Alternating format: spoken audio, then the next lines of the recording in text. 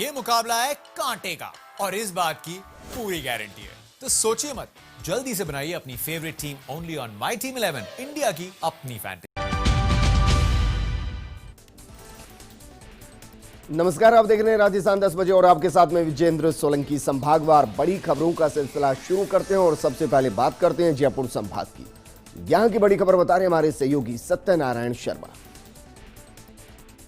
Corona के बढ़ते संक्रमण को देखते हुए जयपुर कमिश्नरेट की ओर से पूरे जयपुर शहर के अंदर धारा 144 लागू कर दी गई है। इस धारा के अंतर्गत किसी भी स्थान पर 5 से अधिक व्यक्तियों को एकत्रित होने पर पूर्णतः पाबंदी लगाई गई है। साथ ही शादी विवाह के लिए केवल 50 व्यक्ति और अंतिम संस्कार के लिए 20 व्यक्तियों का प्रावधान दिया गया है। लेकिन जहां परीक्षा संपन्न हो रही है, रेलवे स्टेशन, बस स्टैंड, चिकित्सा केंद्रों को इस धारा से दूर रखा गया है। और अब रुक करते हैं जोधपुर संभाग का। यहां की बड़ी खबर बता रहे हमारे सहयोगी राजीव कौर। कोरोना वायरस के कंट्रोल को लेकर गंभीर हुए प्रदेश के मुख्यमंत्री अशोक गहलोत ने जिस तरह धारा 144 लगाई है, तो उसकी पालना को लेकर जोधपुर में जिला प्रशासन और पुलिस प्रशासन गंभीर दिखाई दिया। पुलिस कमिश्नर जोश मोहन के निर्देशन में डीसीपी धर्मेंद्र सिंह और आलोक श्रीवास्तव जहां अपने अपने क्षेत्रों में मुस्तैद नजर आए, वहीं दूसरी ओर कलेक्टर इंद्रजीत सिंह ग्रामीण और शहरी इलाकों में इस बात की मॉनिटरिंग करते रहे कि किसी भी तरह से धारा 144 का उल्लंघन नहीं हो। हालांकि कुछ क्षेत्रों में झुंड बनाकर लोग देखे गए जिनकी समझाइश की गई। वहीं दूसरी ओर पुलिस के अधिकारियों और सिपाहियों ने मिलकर अलग अलग क्षेत्रों में कोरोना जागरूकता के लिए रूट मार्च किया। तो वहीं जो कुछ लोगों को कोरोना के बचाव के लिए मास्क भी वितरित किए गए। संभागीय आयुक्त डॉक्टर समित शर्मा जहां जोधपुर संभाग के सभी जिलों में धारा 144 की पालना को लेकर अधिकारियों से फीडबैक लेते रहे, वहीं दूसरी ओर आईजी नवज्योति गोगोई भी लगातार पुलिस अधिकारियों से इस बात को लेकर फीडबैक लेते रहे कि हर हाल में धारा 144 का उल्लंघन नहीं हो और उसकी पालना कराने को लेकर के पुलिस के अधिकारियों को लगातार गश्त करने के आदेश दिए हैं। रुक करते हैं कोटा संभाग का। यहां की बड़ी खबर बता रहे हमारे सहयोगी भवर एसचार।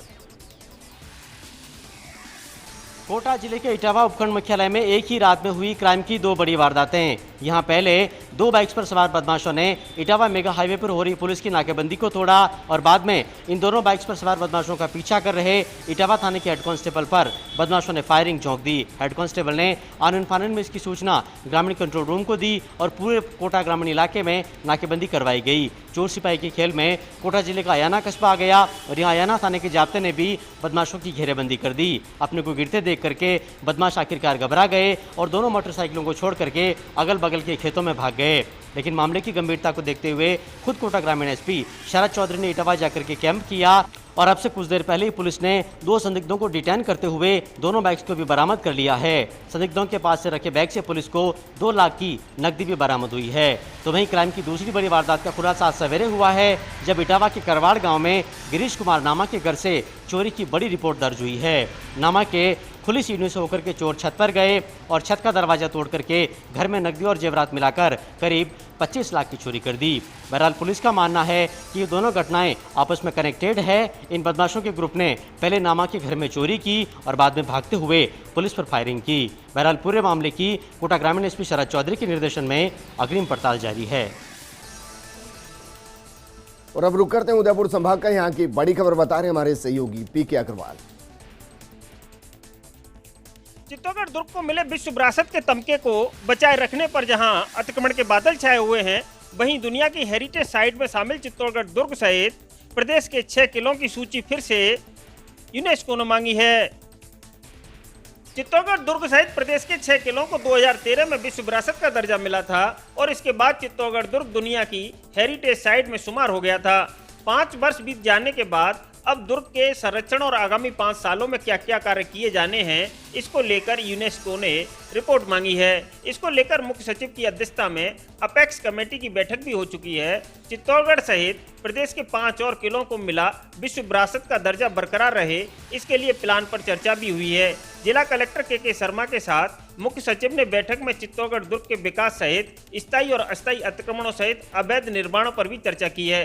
हालांकि चित्तौड़गढ़ का दुर्ग पुरातत्व विभाग के अधीन है। चित्तौड़गढ़ दुर्ग की भेजी गई रिपोर्ट में अतिक्रमणों और अवैध निर्माण के अतिरिक्त विश्व विरासत में बरकरार रहने में कोई बड़ी चुनौती नहीं है, लेकिन दुर्ग पर हो चुके और हो रहे अतिक्रमण विश्व विरासत के तमगे को बरकरार रखने के मार्ग में बाधा बन सकते हैं। इधर जिला कलेक्टर के शर्मा ने चित्तौड़गढ़ दुर्ग पर हुए अस्थायी और अस्थायी निर्माणों के साथ साथ अवैध अतिक्रमण का सर्वे करने के लिए एसडीएम की अध्यक्षता में एक कमेटी का गठन किया है। कमेटी में नगर परिषद के अधिकारियों के साथ साथ पुलिस अधिकारियों को भी शामिल किया गया है।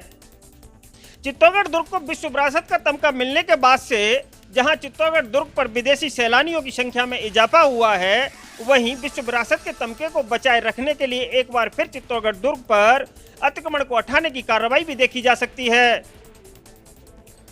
और अब रुक करते हैं अजमेर संभाग का, यहां की बड़ी खबर बता रहे हमारे सहयोगी यूनुस। नागौर जिले के मकराना में अवैध खनन के मामले में राजनीतिक संरक्षण देने के आरोप मकराना के भारतीय जनता पार्टी के विधायक रूपाराम मुरावतिया ने कांग्रेस जिलाध्यक्ष पर गंभीर आरोप लगाए हैं। जिला कलेक्टर से शिकायत भी पूर्व में की जा चुकी है। इस खान संख्या 215A में जांच में मकराना के खनिज अभियंता दोषी पाए जाने के बावजूद उन पर अब तक किसी भी प्रकार की कोई भी ठोस कार्रवाई नहीं हुई है। मुरावतिया ने पूर्व विधायक और कांग्रेस जिलाध्यक्ष जाकिर हुसैन की शय पर खनिज अभियंता प्रवीण कुमार खाटकी पर अवैध खनन को बढ़ावा देने एसडीएम कार्यालय में कई खानों की शिकायत होने के बाद खनन को समय पर बंद नहीं करने के गंभीर आरोप लगाए गए हैं। मकराना के गुनाती इलाके में उनके मकान को नुकसान होने की संभावना जताई है और जान मान का खतरा बताया। वहीं शिकायत करने पर खनन माफियाओं द्वारा उनके मकान को विस्फोट से उड़ा देने की लगातार धमकियां दी जा रही है। मकराना की गुनाती रेंज की कान संख्या 215 में नागौर जिला प्रशासन और खनिज विभाग अजमेर द्वारा जांच कराने के बाद एमई प्रवीण कुमार खाटकी द्वारा पद के दुरुपयोग करने की जांच में प्रमाणित पाए गए हैं। अब देखने वाली बात यह होगी कि प्रवीण कुमार खाटकी के खिलाफ खनिज विभाग क्या कार्रवाई कर पाएगा, ये सबसे बड़ा सवाल है। और अब रुक करते हैं भरतपुर संभाग का, यहाँ की बड़ी खबर बता रहे हैं हमारे सहयोगी दीपक लवानिया। राज्य के चिकित्सा एवं स्वास्थ्य राज्य मंत्री डॉक्टर सुभाष गर्ग आज भरतपुर के एक दिवसीय दौरे पर रहे और इस दौरान उन्होंने अपने रणजीत नगर स्थित निवास पर लोगों की समस्याएं सुनी।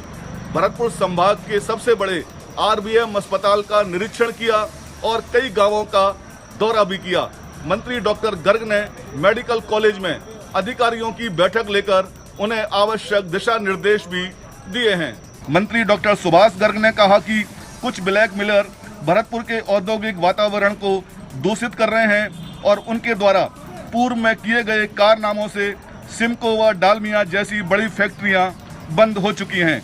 उन्होंने कहा कि वे एक शुरुआत करना चाह रहे हैं कि भरतपुर में सिमको वैगन फैक्ट्री बड़े स्तर पर शुरू हो, लेकिन कुछ ब्लैक मिलरों की कोशिश यही है कि किसी भी तरह सिमको फैक्ट्री बंद हो जाए। उन्होंने कहा कि चाहे मुझे कोई भी राजनीतिक कीमत चुकानी पड़े, लेकिन मैं सिमको फैक्ट्री को बड़े स्तर पर शुरू कराने का भरसक प्रयास करूंगा। उन्होंने कहा कि अगर भरतपुर में सिमको फैक्ट्री शुरू होती है तो यहाँ के हजारों युवाओं को रोजगार के साधन उपलब्ध होंगे। उन्होंने ये भी कहा कि बिना औद्योगिक वातावरण के किसी भी शहर का समुचित विकास नहीं हो सकता। आरबीएम अस्पताल का निरीक्षण करने के बाद चिकित्सा स्वास्थ्य राज्य मंत्री डॉक्टर सुभाष गर्ग ने कहा कि भरतपुर का आरबीएम अस्पताल अब उच्च कोटि का अस्पताल बनेगा और यहाँ मरीजों को सभी सुविधाएं मिलने लगेंगी। और अब रुक करते हैं बीकानेर संभाग का, यहाँ की बड़ी खबर बता रहे हमारे सहयोगी संजय पारिक। बीकानेर के वेटनरी विश्वविद्यालय द्वारा आज स्नातक पाठ्यक्रम में प्रवेश के लिए राजस्थान परी वेटनरी टेस्ट का आयोजन हुआ। बीकानेर सहित उदयपुर और जयपुर के 54 परीक्षा केंद्रों पर आरपीवीटी परीक्षा का आयोजन हुआ। आरपीवीटी समन्वयक प्रोफेसर एपी सिंह ने बताया कि इस परीक्षा के लिए कुल 16,801 अभ्यर्थी पंजीकृत थे, जिसमें से 79.95% अभ्यर्थी उपस्थित हुए। परीक्षा का आयोजन सुबह 10 बजे से दोपहर 1 बजे तक हुआ। तो वहीं परीक्षा के दौरान कोरोना एडवाइजरी की पूर्णतया पालना भी की गई। सोशल डिस्टेंसिंग का ध्यान रखा गया। इसके साथ ही परीक्षा केंद्रों में प्रवेश से पहले अभ्यर्थियों की थर्मल स्क्रीनिंग की गई और उनके हाथ सैनिटाइज करवाए गए। इसके साथ ही सीटिंग अरेंजमेंट के दौरान भी सोशल डिस्टेंसिंग का खास ख्याल रखा गया। समन्वयक प्रोफेसर एपी सिंह ने बताया कि आगामी 2 सप्ताह के भीतर आरपीवीटी का परिणाम जारी कर दिया जाएगा। इसके बाद स्नातक पाठ्यक्रम में प्रवेश की आगामी प्रक्रिया शुरू की जाएगी। चलिए, आप सभी का बहुत बहुत शुक्रिया। अपने अपने संभाग से जुड़ी बड़ी खबरों से अपडेट कराने के लिए आगे बढ़ते हैं।